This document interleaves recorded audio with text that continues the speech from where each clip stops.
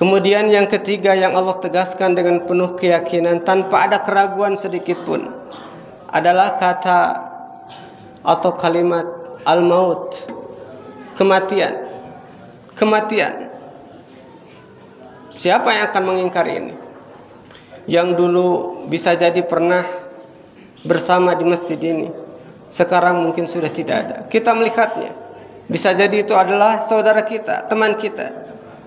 Allah menyebut dalam Al-Quran, awalam yarau anna Allah alladhi khalaqas samawati wal ard qadiran ala ayakhluqa mislahum wa ja'ala lahum ajalan la raiba fih.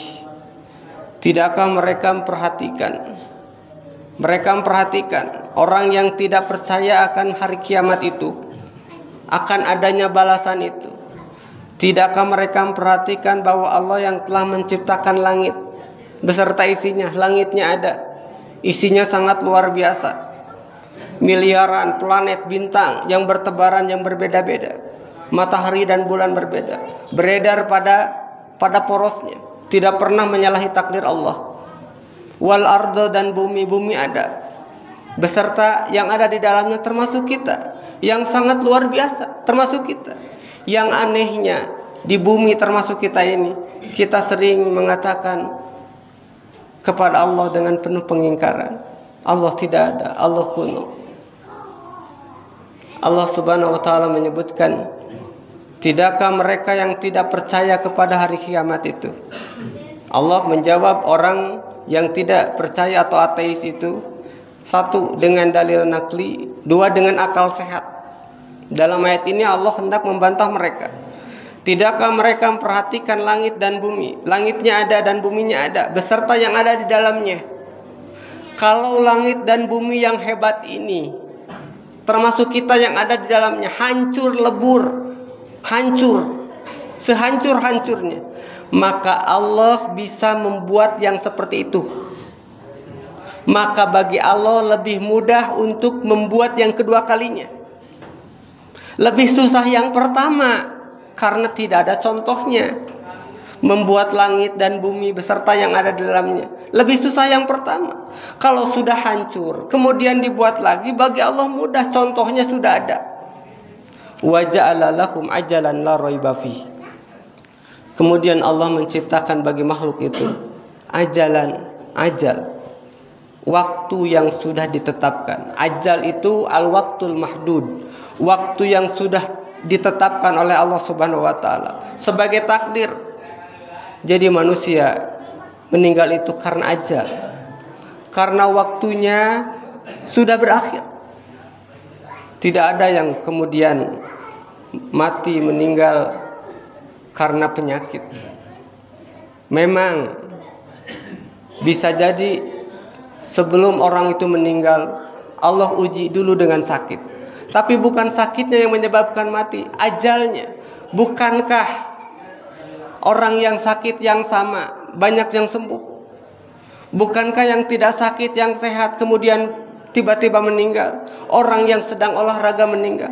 Apakah kita mau mengatakan orang yang sedang sujud, orang yang sedang berolahraga kemudian meninggal, penyebabnya adalah olahraga? Orang yang sedang sujud, penyebab kematiannya adalah sujud. Ada orang yang kemudian sedang menyetir, sedang enak-enaknya menikmati kehidupan ini, tiba-tiba meninggal.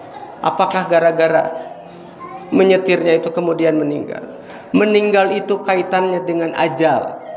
Kalau orang sakit parah, kalau ajalnya belum tiba, 1 tahun, 2 tahun dia koma, 3 tahun, 4 tahun, 5 tahun bisa sembuh kalau ketemu dengan obatnya. Karena setiap penyakit ada obatnya, kata Rasulullah Sallallahu Alaihi Wasallam. Kalau penyakit itu pas dengan obatnya, dia bisa sembuh. Kalau belum pas, dia masih terus akan sakit, tapi belum akan mati sebelum ketemu ajalnya.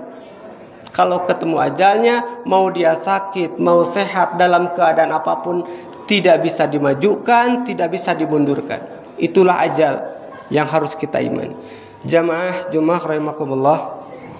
Di sini ada ulama yang mengatakan bahwa ayat-ayat yang tadi khabariyatul lafzi insyayatul ma'na, bentuknya adalah mengkhabarkan kepada kita Al-Quran itu tidak ada keraguan padanya, hari kiamat tidak ada keraguan padanya. Kematian tidak ada keraguan padanya, tapi maksudnya adalah insyaallah.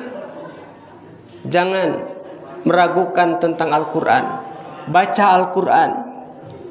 Jangan meragukan tentang Al-Quran. Pahami Al-Quran. Jangan meragukan tentang Al-Quran. Amalkan Al-Quran. Jangan meragukan tentang Al-Quran. Dakwahkan Al-Quran. Jangan meragukan tentang Al-Quran. Makmurkan masjid madrasah dengan Al-Quran. Jangan meragukan tentang Al-Quran. Bantu orang-orang yang bisa Al-Quran kemudian menyebarkannya, maka kita akan mendapatkan pahala yang sama seperti orang yang mengajarkannya. Meskipun orang yang membantu tersebut masih terbata-bata membaca Al-Quran. Membaca Al-Quran beda dengan Quran. Al-Quran diantaranya akan datang nanti pada hari kiamat syafi'an li ashabihi, sebagai penolong bagi sahabat-sahabatnya. Orang yang membacanya, yang membantunya, yang berkaitan dengan Al-Quran. Apapun yang berkaitan dengan Al-Quran, Allah muliakan. Rasulullah SAW menjadi mulia karena Al-Quran. Malam Lailatul Qadar, malam diturunkannya Al-Quran menjadi mulia. Bulan yang Allah turunkan Al-Quran, Allah muliakan. Sahru Ramadan alladzi unzila fil Quran hudal linnasi wa bayyinatin minal huda. Yang kedua, jangan meragukan tentang hari kiamat. Karena Allah mengulangnya beberapa kali sampai puluhan kali. Tidak ada keraguan padanya. Pasti akan ketemu hari itu. Oleh karena itu jangan menganggap remeh kebaikan meskipun sedikit. Apalagi sekarang bulan Ramadan. Maka yang sedikit ini, sedekah, infak, kebaikan kita menolong, inilah yang akan kita dapatkan nanti pahalanya pada hari kiamat. Jangan meragukan tentang kematian. Karena jelas kita melihatnya. Yang berani mati, mati. Yang takut mati, mati. Pejabat mati, rakyat mati. Yang kaya mati, yang miskin juga mati. Pasien yang sedang sakit mati, dokternya pun mati. Bukan mati yang harus kita takuti, tapi setelah kita mati, kita punya bekal apa? Padahal perjalanan masih panjang. Jamaah Jumat rahimakumullah, mungkin itu saja yang bisa saya sampaikan. Mudah-mudahan ada manfaatnya. Mohon maaf atas segala kekurangannya. Rabbana atina fid dunya hasanah wa fil akhirati hasanah wa qina adzabannar. Wassalamualaikum warahmatullahi wabarakatuh.